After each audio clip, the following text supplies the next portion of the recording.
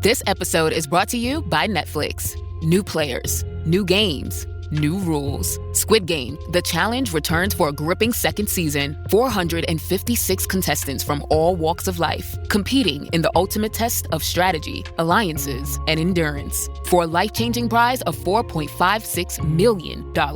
With stakes this high, why make friends when you can make millions? Watch Squid Game, The Challenge Season 2, only on Netflix November 4th. Welcome to Fine Tuning with Drew Taylor, your one-stop shop when it comes to animation news and commentary. I'm entertainment writer Jim Hill, and Mr. Taylor, whose writings on the industry you can regularly read over on The Wrap, and whose musings on the Mission Impossible movies you can listen to on the Light the Fuse, the official Mission Impossible podcast. Well, look, if you listened to last week's episode, you know Drew was headed up to Park City, Utah, where he'd be covering the 2024 Sundance Film Festival, which, let me check. Okay, it's currently 37 degrees with a 70% chance of snow there. Yeah, it's actually warmer there than it is here in southern New Hampshire right now. It's oh dear Lord, it's 18 degrees. Okay, I know. You miss Mr. Taylor, as do I. But the good news is, prior to heading out to Park City, Drew and I hopped on Zoom and were able to record an epic-length feature piece for today's show, where we then will discuss Lucasfilm Animation's Strange Magic. Weird little movie, and we'll also be talking about that project's connection to Newt, the canceled Pixar production that was supposed to be directed by Gary Rydstrom. You're really going to want to hear this one, folks, because Drew actually got to sit down with Gary at the Strange Magic press event back in 2015, and Mr. Rydstrom shared all sorts of great behind-the-scenes stories. But anyway, that stuff is on the second half of today's show, but first comes the news, and as always, the news portion of this week's Fine Tuning is brought to you by TouringPlans.com. Touring plans can help you save money and time at theme parks like the Magic Kingdom at the Walt Disney World Resort in Florida. So if you're looking for help when it comes to planning out your next excursion to Orlando, please check them out at TouringPlans.com.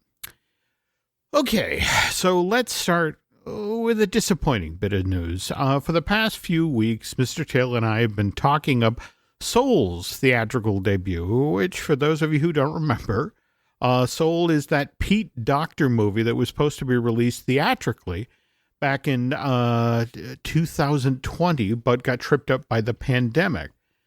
Mind you, this Pixar-produced full-length animated feature eventually bubbled up on Disney+. I want to say it became available for folks who subscribed to the streaming service on December 25th, 2020. It was highly praised by animation professionals and eventually went on to take home, well, both the Annie and the Oscar for Best Animated Feature that year. Anyway, the one thing that fans of this Pete Docter movie said that they regretted was, well, they never got to see Soul up on the big screen. Walt Disney Studios sought to finally remedy that by releasing Soul to theaters weekend before last, the long Martin Luther King Day weekend, where, in theory, plenty of adults and kids should have been free to go to their local theater and see this Pete Docter movie up on the big screen. To be completely honest, that didn't happen. From January 12th through the 14th, a handful of people went to theaters to see Soul. How do I know this? Because this Pixar film came in 20th at the domestic box office. 20th. Was shown on 1,350 screens in North America and only sold $431,000 worth of tickets. This weekend, January 19th through the 21st, Soul did even worse at the domestic box office. On those same 1,350 screens, this Pixar movie only sold 131,000 worth of tickets, which was a 69% fall off in business. And I have been hearing all sorts of theories that try to explain why Soul performed so poorly over its theatrical debut. Chief among these theories is that this Pete Docter film had been available on Disney Plus for over 3 years now, and them that wanted to see this animated feature already had. I've also heard from a number of people that, and spoiler alert, well, again, it's a over 3-year-old movie, so if I guess there might be people out here who have yet to see Soul, but anyway, Joel Gardner, the middle school band teacher, voiced by Jamie Foxx, dies just 10 minutes into this film by plunging through an open manhole in New York City. And for a lot of folks, they supposedly consider this to be a depressing movie, one that they didn't necessarily want to take their kids to see up on the big screen, which is why they say they're waiting for Pixar's Turning Red, which will arrive in theaters on February 9th, and Pixar's Luca, which, again, will be released theatrically on March 22nd instead. Have to tell you that based on what friends at Disney Studios have been telling me, given that Soul's theatrical release has only sold $845,000 worth of tickets during its the first 10 days that it's been shown in North American theaters, which, by the way, doesn't even come close to covering what Disney spent to promote the special theatrical engagement, which was, just announced back in early December of last year. I have to warn you folks, there's supposedly been some talk of tabling the upcoming theatrical releases of Turning Red and Luca. Now, I will say this much. Given that those two Pixar films have far more kid appeal than Soul, there's a lot more folks down in Burbank and up in Emeryville who are saying, "Ooh, stay the course. Go ahead with the theatrical release of Turning Red and Luca, because those will definitely sell more tickets than Soul." But that said, I have to tell you, there's a number of folks these days at Disney and Pixar who are second guessing themselves when it comes to animation. And one of the reasons for that is Disney's wish. This Chris Buck and Fawn Veerasun Thorne film was supposed to be the grand finale of the Walt Disney Company's 100th anniversary celebration. But instead, Wish seriously stumbled at the box office, only selling 63 million worth of tickets total in North America. Overseas, better. They sold 169 million, worldwide box office total of 23 million. Now, what's been interesting is there's been a number of folks at Disney who have tried to spin that amount, by way of saying, see, Wish was a success. This film cost $175 million to make. So with now $23 million, $233 million in ticket sales worldwide, we're now over $50 million into profit. That's not how Hollywood works. The rule of thumb is you have to earn at least 3 times your production cost before you then begin to eke out a profit. So if you follow that school of thought when it comes to Hollywood accounting, Wish would still need to earn nearly $300 million more at the worldwide box office before it would then start to break even. To then add insult to injury, when the nominations for the 51st Annies were announced this past week, which are typically the precursor for the Best Animated Feature nominations, at least as far as the Oscars are concerned, Disney's Wish was nowhere to be seen among the nominees. Now, mind you, Nimona, the Blue Sky Studios film that Disney opted not to make, which was then resurrected by Netflix, that animated film was nominated for 8 Annies, including Best Animated Feature. And also, it's worth noting here that Pixar's Elemental didn't get nominated for Best Animated Feature by the Annies nominating committee. But that said, this Peter Sohm film was nominated for Best Effects, Best Character Animation, Best Character Design, and Best Music. not to mention Best Production Design and Best Editorial. So 6 nominations in total, none for Best Feature, but again, that's recognition by your peers right there, folks. One of the other Annie nominations one of the other only Annie nominations that Disney got was for its new Disney Junior show, Playdate with Winnie the Pooh, which was recognized in the Best TV and Media for Preschool category. This animated series actually debuted on Disney Junior back in August of last year. 12 episodes have aired to date, with lucky number 13, Piglet, Rabbit, and the Picnic, debuting the day after this podcast debuts on Wednesday, January 24th. Now, I know that there are a number of Pooh purists out there who aren't necessarily fans of Playdate with Winnie the Pooh, but trust me, folks, this Disney Junior show is so much more preferable to Blood and Honey 2, the sequel to that Winnie the Pooh inspired horror film that was released last year. By the way, Blood and Honey 2 arrives in theaters next month, February. I'm just going to pretend that this movie, along with those 2 Mickey Mouse inspired horror films that are now in the works on the heels of Steamboat Willie slipping into the public domain, I'm going to pretend they don't exist. I like my Pooh to be, well, not homicidal. Pivoting to another aspect of the Bear of Little Brain, did you know that this past Thursday, January 18th, was National Winnie the Pooh Day? I hope you all celebrated by having a little smackerel of something. Okay, I think that's going to do it for the news portion of this week's Fine Tuning.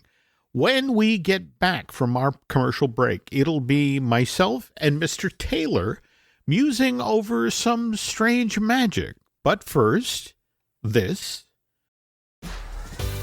This episode is brought to you by LinkedIn. Psst, healthcare pros, word's out, and it's too good to keep quiet. Look, LinkedIn is revolutionizing job hunting, making it possible to search by specialty, shift preference, and salary. Endless scrolling is out. Whether it's a mental health therapist or dental hygienist, finding the perfect role is faster and easier than ever. Head to linkedin.com/healthcare and start your search today. Halliday presents, in the red corner, the undisputed, undefeated Weed Whacker Guy. Champion of hurling grass and pollen everywhere. And in the blue corner, the challenger, extra strength Halliday. Eye drops that work all day to prevent the release of histamines that cause itchy allergy eyes. And the winner by knockout is Halliday. Halliday, bring it on. Once upon a mundane morning, Barb's day got busy without warning. A realtor in need of an open house sign. No, 50 of them, and designed before 9. My head hurts. Any mighty tools to help with his plight? Aha! Barb made her move. She opened Canva and got in the groove. Bulk creating Canva sheets. Create 50 signs fit for suburban streets. Done in a click, all complete. Sweet! Now, imagine what your dreams can become when you put imagination to work at canva.com.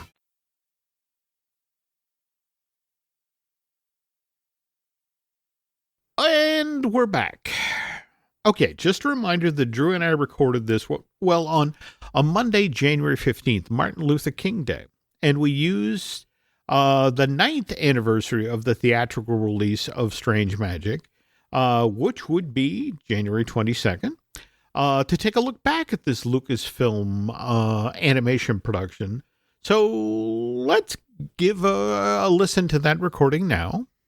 Okay, folks, so for the feature for this week, Drew and I are going to talk about Strange Magic, which I guess this is the 9th anniversary of the release of that Lucasfilm animation film, Walt Disney. Everybody run to Disney for your commemorative pins that I'm sure they will be selling on Main Street. With some weird goblin on it. I know. And now one of the reasons we're talking about this today is again, Drew, you were lucky enough to actually go to the junket for this, and it was in New York back in, was it before it was released? January 2015. Did you go back there for December, or did you? Yeah, no, it was like early. It was like a week before the movie opened or something, and I can't. I believe it was one of those, like, favors to somebody that it was like, I went. But I love Gary Rydstrom, so of course I wanted to go. But it was very funny to see George Lucas kind of being shuffled around a Manhattan hotel, looking like, what did I do, and how did I get myself in this position? Well, no, it's so interesting you say that, because if we go back to the origins of this project, the story, as it was explained to me, is that George Lucas wanted to create a movie for his two daughters, Amanda, who was born in 1981, and Katie, who was born in 1988. And now, did you actually get to talk to Lucas at the event? No, I believe he was there for the press conference. Okay. If you'll recall, that was a time when press conferences were a big thing. But I saw him walking around. I mean, the only other time I ever encountered George Lucas was backstage at D23 in 2015. I guess that was that same year. And I shook his hand, and then I realized somebody later told me that he was a big, like, hypochondriac. So I probably shouldn't have shook his hand. So that they immediately took him back to the shower they use in the Silkwood shower. It's the Silkwood shower. There we go. All right. Anyway, okay. So now at the press conference or anything, did he talk about how long this had been in development? Because my understanding is they began working on this project in earnest in the year 2000, and the way it initially, George sort of walked it out to the people who were working on it, was he wanted to create a Star Wars for the female audience. Do you recall anything like that? Or no, I mean, that makes sense. And it makes sense that it began so long ago, because I'm sure it was just hidden away in the Lucasfilm books. Like, I mean, I'm sure that it did not cost a lot to at least initially develop, but it has had a very interesting development history. Oh, absolutely. And again, remember, there are projects at Lucasfilm that took forever. I mean, if we think about Radioland Murders or Red Tails or that sort of thing, there were just things that George keeps perking along. And in this case, George, again, wanted to make a Star Wars for the female audience, and eventually took inspiration for this project from William Shakespeare's A Midsummer's Night Dream. But what's interesting is George looks at, what Shakespeare created and said, yeah. We don't need anything about the marriage between the Theseus and Hippolyta, and likewise the 4 Athenian lovers, those can go, and the 6 amateur actors who are going to do the play before the marriage. And George throws all of that out and zeroes in on the fairies who live in the forest, and which I guess makes sense, because, he sort of touched on that in 1988's Willow.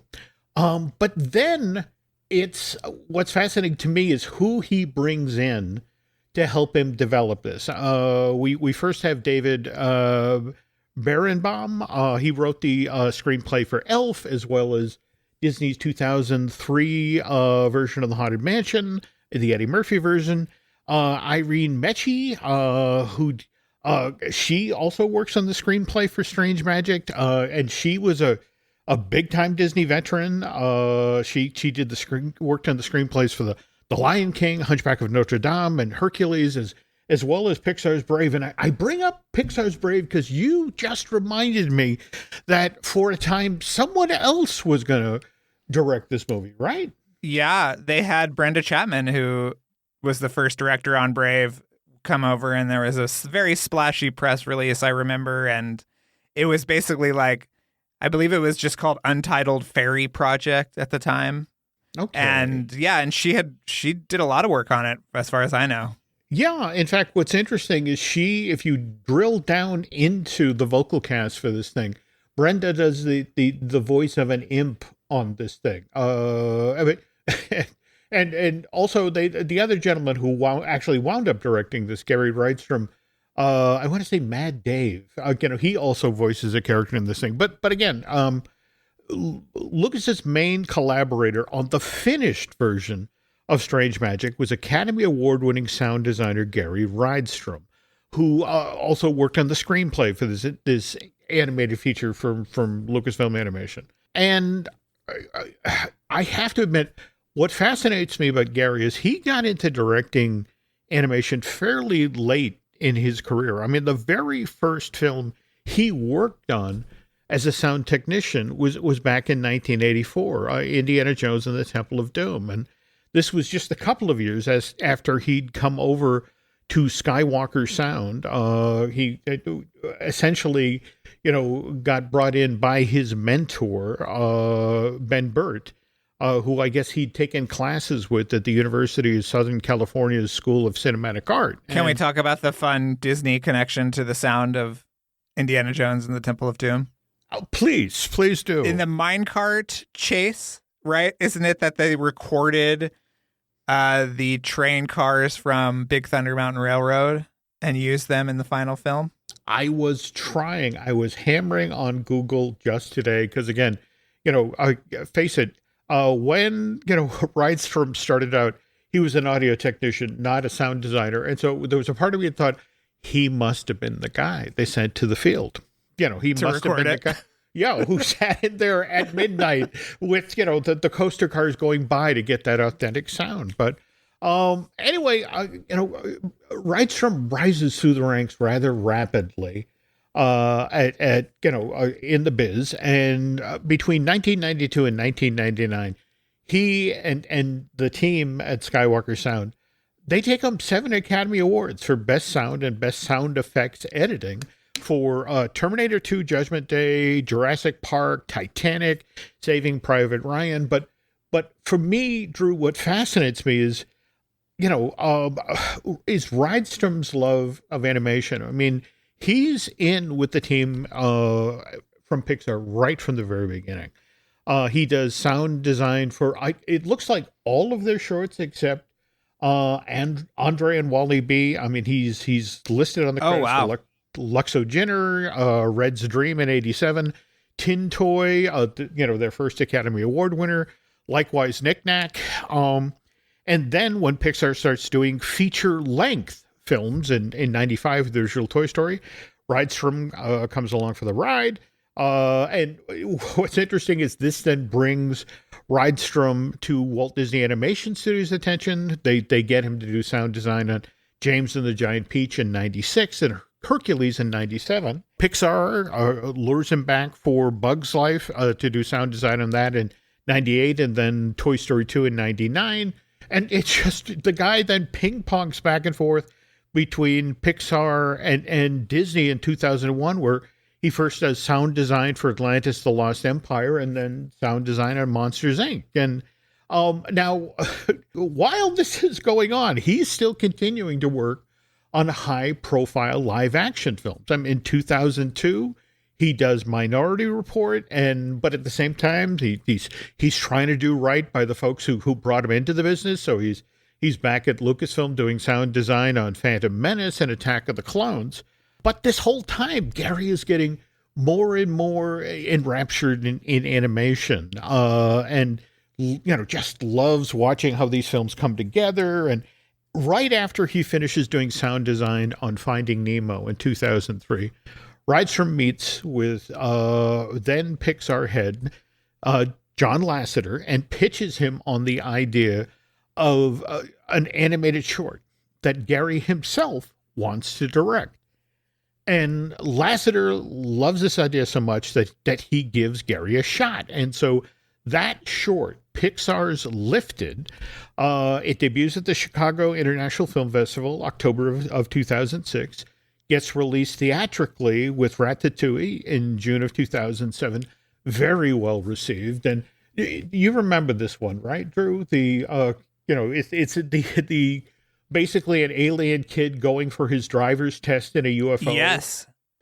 What I especially loved about this movie is you could tell a sound designer, was the guy behind this. One of the biggest laughs out of the thing is, the kid is in front of this giant control that wasn't the control modeled after a soundboard. It was it was. Okay, all the dials and knobs. And so the kid is in front of it trying to look for just the right knob to sort of lift the human figure out of their bedroom. And, and as the kid reaches for the knob, the instructor, the guy who's grading him on the test, whips out a ballpoint pen and clicks it. And that was one of the, again, it's a sound joke, that the kid gets so stressed out when he hears the click of the ballpoint pen. It's like, all right, a sound guy did. Well, what's interesting about that short too, Jim, and animation fans will love this, is that, shorts are always pushing the envelope. They're trying out new technologies. Sometimes they're recycling things, though. And the blob aliens in that short were the original blob aliens from the first version of WALL-E. No. Yes, and not to plug the other show, but we had Gary on because he did Ghost Protocol. Mm-hmm. Yeah, and with Brad Bird. Yeah, with Brad Bird, and he said, "Oh my God, you're the first person to ever put that together." Because I just straight up asked him, were those the blob people from the earlier version of WALL-E? And he said yes.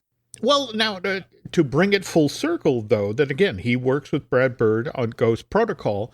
And of course, Lifted was paired with Ratatouille when it went out to theaters. But again, there's a Ratatouille connection to Lifted as well. Because isn't the human figure, the kid, the human who's in bed, who they're using the beam to pull out of the bedroom? Isn't that Luigi? Is it?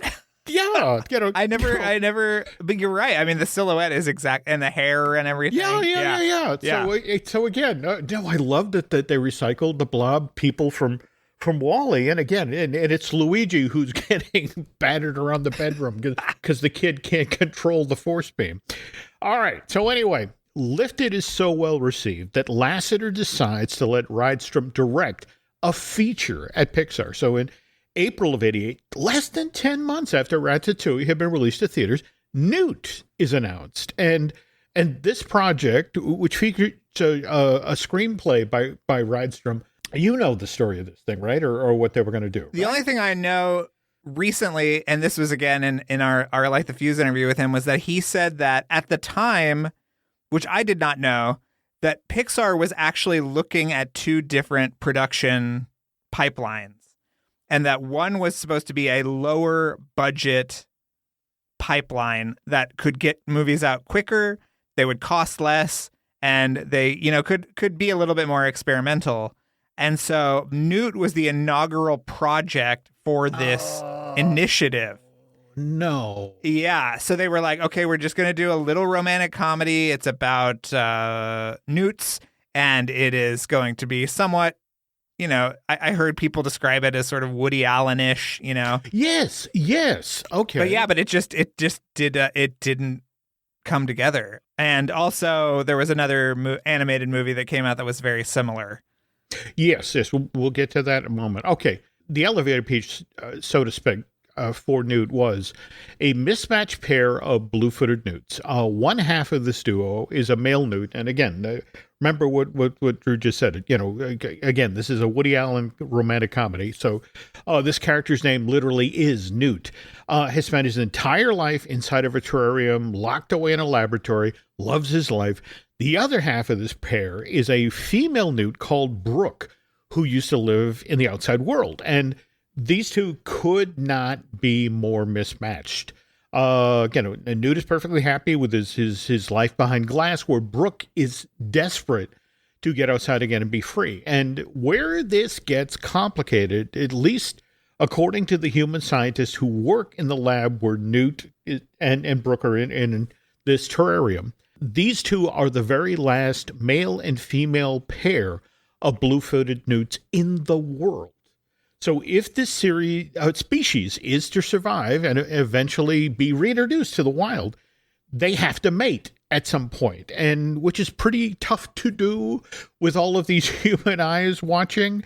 Not to mention that initially Newt and Brooke have zero chemistry, have literally no interest in one another. So I love Well, I love the info you just shared about the notion of small romantic comedy, because when you hear the size and shape of that story, yeah, it's mostly set in the laboratory. It's mostly set in the terrarium. But they did get out, I think, at one point, because we've seen art of other animals that they encounter. This is true. In the wild. The other funny thing that he told us is that it was very hard to figure out a story where the climax of the movie should be the two characters consummating their love. There you go. in a G or PG rated Pixar movie. So that was a big narrative sticking point that nobody could really figure out.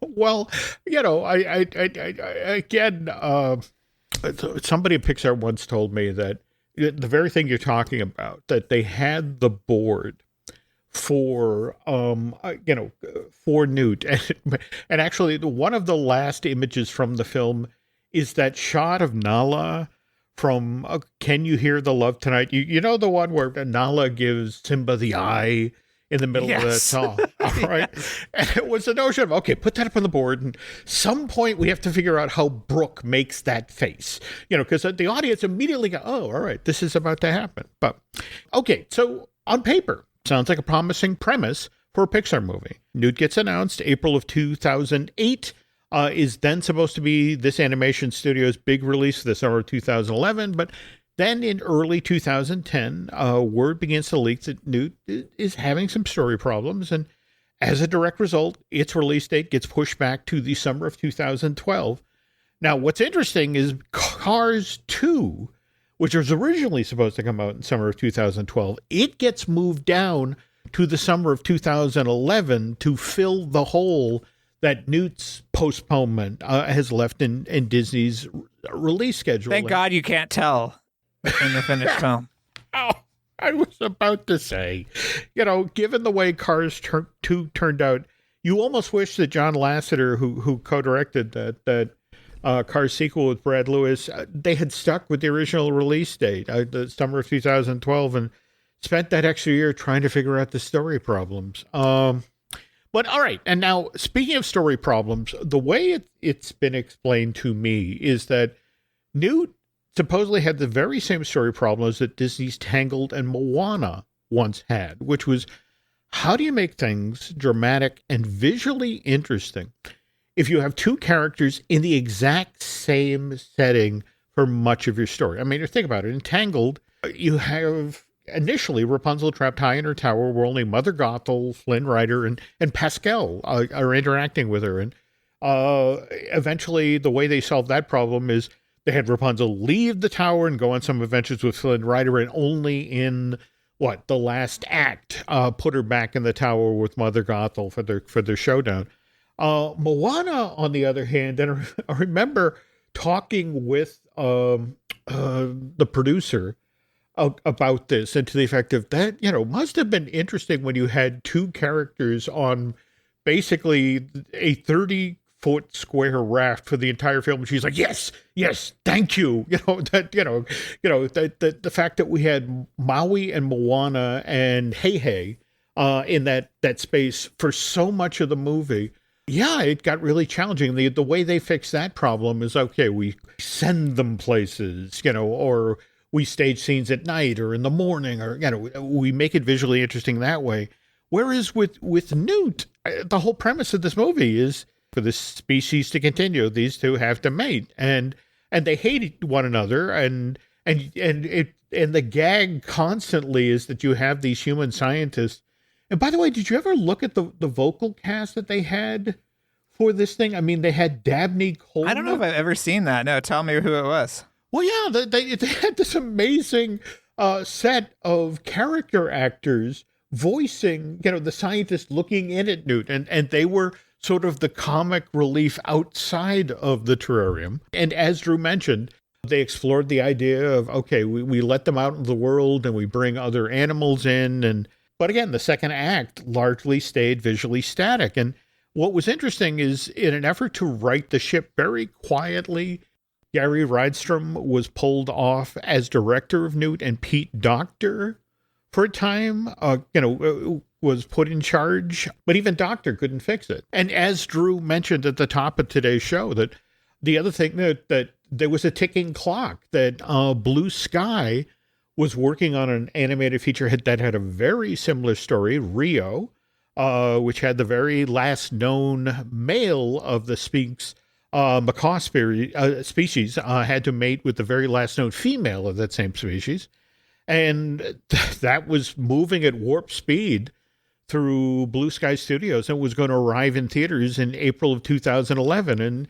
And in spring of 2010, Pixar had to admit the inevitable, that Newt just was not working. And so they canceled the project, and as a consolation prize, Rydstrom was given the opportunity to direct another short for that animation studios, Hawaiian Vacation. That was the Toy Story tune that, again, another cruel irony here, that was paired with Cars 2 and went out into theaters in June of 2011 in the exact slot that Newt's supposed to go out in. And now, mind you, Rydstrom is still keeping his hand in as a sound designer for live action. In fact, as Drew mentioned at the top of the show, he worked on Brad Bird's Mission Impossible Ghost Protocol, and in the same window of time, worked on Spielberg's War Horse, which, by the way, both also went out into theaters in 2011. But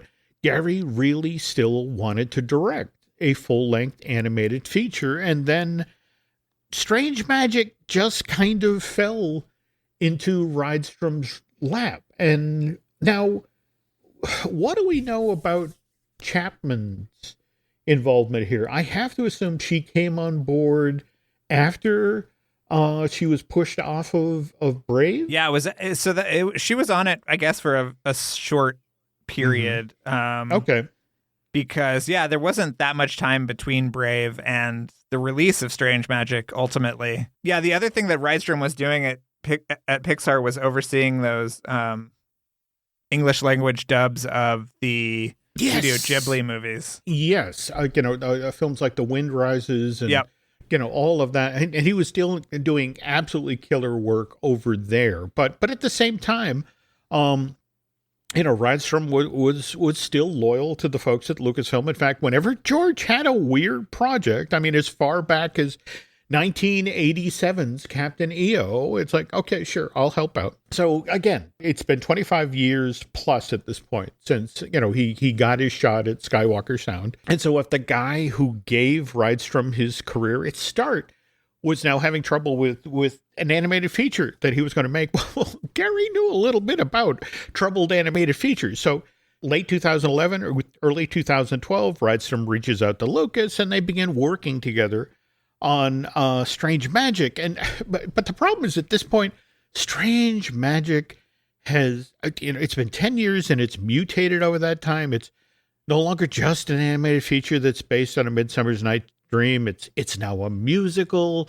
And not only that, it's a musical that took its inspiration from Baz Luhrmann's Moulin Rouge. So it uses pop songs as a way to comment on the action or move the story forward. And lots of moving parts here, Drew. Lots of stuff to sort out. And Gary comes on board as both the director and eventually, the co-writer of Strange Magic.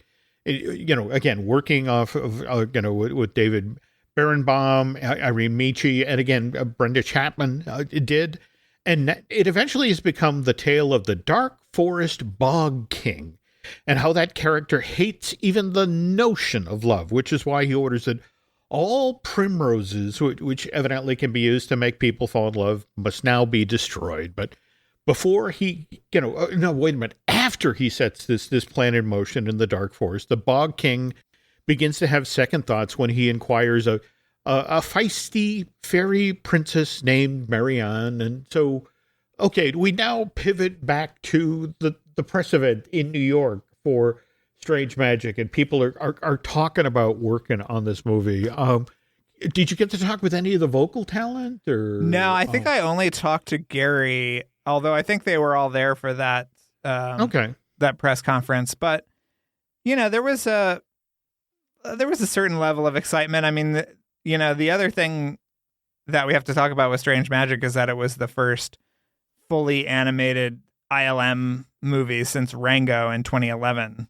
So there was some excitement there. There was some excitement about, this weird kind of Lucasfilm project that they were laboring, I would say, to compare it to things like Labyrinth, which Lucasfilm produced for Jim Henson. I think there was a general sense of bewilderment, though, just because nobody could really make heads or tails of the movie. The other thing we have to mention here is that Gary comes through the door in late 2011, 2012, and is trying to right the ship, trying to get the story sorted out, trying to move the film forward. But and so that's going on spring of 2011, summer of 2011. But the thing we have to remember here is, on a parallel track, Bob Iger is talking with George Lucas about buying Lucasfilm, which in October of that same year, 2012, Disney winds up buying Lucasfilm for $4.05 billion. And, and the whole world starts talking about, Disney, Disney's got Star Wars, Disney's got Indiana Jones, Disney's got Willow. And it's just, and meanwhile, you have all of these people working at Lucasfilm, animation, ILM, and they're now wondering, well, what does this mean for our movie? And George reportedly told Gary not to worry. Bob Iger has assured me that he's going to let you guys finish working on Strange Magic. And more to the point, once this film is completed, they're going to put the entire Mouse's marketing department behind it, give this thing a big launch, big splashy release, and it's all going to be fine. And for a while there, it does seem like Disney's going to honor, what they told Lucas. I mean, if you look at the vocal cast, you had Alan Cummings as the voice of the Bog King. You had Evan Rachel Wood as Marianne, Alfred Molina as the Fairy King, and Maya Rudolph as the comic villain Griselda. But the very thing that you said, Drew, about bewilderment. I mean, this whole time Disney's looking at work in progress versions of Strange Magic, and it's like, from there thinking, Strange Magic is just strange. I mean, it's an animated film with its own unique style and tone, but at the same time, it's a little too hip for kids, and it's a little too silly for adults. So who is this aimed at?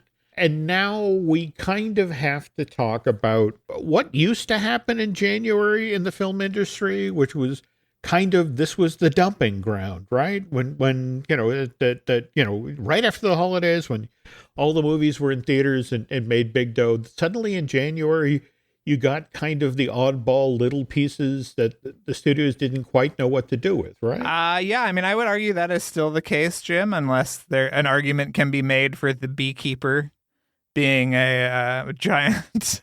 Well, no. I mean, I think that streaming has changed this. That I would argue that, that given what streaming has done to distribution, and let's also be honest, this isn't a great time to gauge that That's true. Coming off of the writer's strike and the actor's strike and just not a whole lot of product to put out there. But yeah, Disney winds up in January of 2015, sort of pushing Strange Magic out the door.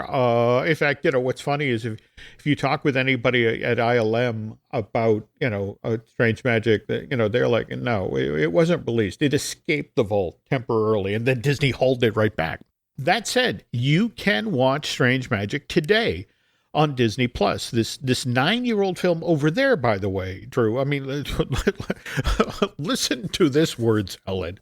It's a romantic comedy that's aimed at the family audience, an animated fantasy with plenty of action and adventure. And don't get me wrong, that's what it is. But it's also a CG musical that uses pop songs to tell a story that's set in the world of fairies, goblins, elves, and imps, and as we saw with the Willow series that Lucasfilm produced for Disney Plus, an 8-episode show debuted on that streaming service November of 2022, only to be stripped entirely off of Disney Plus by May of the following year, 2023. So there's an argument that maybe that sort of material has trouble connecting with audiences of today. That said, I genuinely kind of feel bad for Gary Rydstrom. I mean, after having survived the Newt debacle and then to, take on Strange Magic, only to then have Disney give it kind of a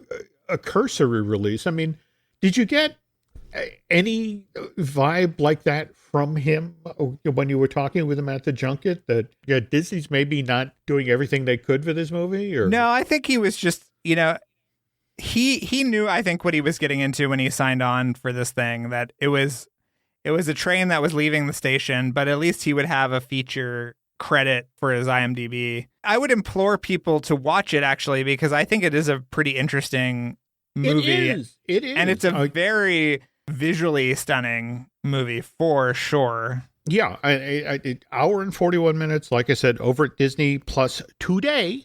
And I have to admit, I would be fascinated to have people take a look at it today and understand, again, when it started off, here's, George Lucas trying to do something for his daughters, who, by the way, are 43 and 36 this year.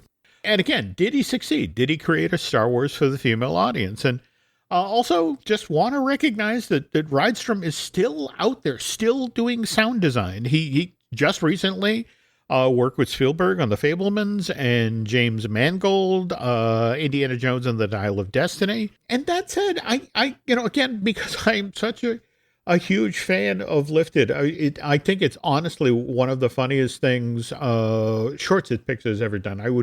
I would put it right up there with Knick Knack and what is the one about the clouds that are making the little baby animals? Partly Cloudy.